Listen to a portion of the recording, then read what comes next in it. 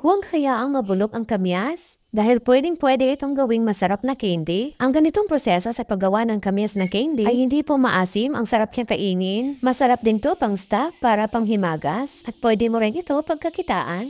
At umpisahan natin dito sa ating 500 grams na kamyas. Nahugasan ko na po ito at tusok-tusokin lang po natin ito ng tinidor. At gawin lang natin ito sa lahat ng kamyas. At kapag natapos na natin lahat, lagyan lang natin ng 1 litrong tubig. Sunod natin ilagay ang 1 teaspoon ng baking soda. I-mix-mix lang po natin itong mabuti hanggang sa tuluyang matunaw talaga ang ating baking soda.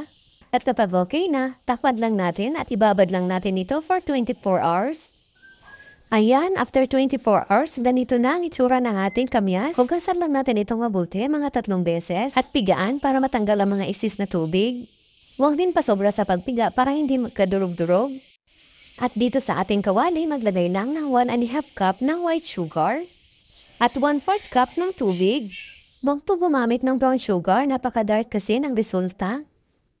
At lagyan rin natin ng 1 teaspoon ng asin at 1 teaspoon ng vanilla extract. I-mix-mix lang natin at hintayin na lang natin na lumapot ang ating asupan. Ganito po.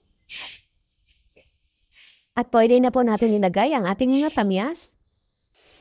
At i-mix-mix lang natin. Dapat magaan lang ang paghahalo para hindi madurog ng mga kamyas. Ayan, at nagtubig na ang kamyas. At hintayin na lang natin na mag-reduce ang tubig. Ayan, at nag-caramelize na ang ating asukal. Para malaman natin kung pwede na ba ito, kuha lang tayo ng tubig. At ganito lang ang gagawin natin. Kapag nag-solidify na siya, pwede na po natin ito hanguin. At dito sa ating lagayan, nilagyan ko lang ng parchment paper. Kung wala kayong parchment paper, magbahid na lang kayo ng konting mantika para hindi dumikit. At ihiwalay-hiwalay lang natin ang mga ito para hindi magdikit-dikit. Tayo rin kasi ang mahirapan ito mamaya pag lumamig na. At ayan, lumamig na. Tanggalin lang natin ito isa-isa.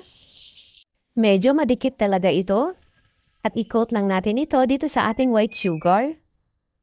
Kung wala kayong plastic gloves, magpahid na lang kayo ng konting mantika sa kamay para hindi dumikit. Ang kagandahan dito sa recipe natin, buo talaga ang kamyas at hindi po maasim, promise. Nagtaka nga ako dito noon bakit hindi maasim. Dahil sa pagbabad natin sa baking soda ng 24 hours.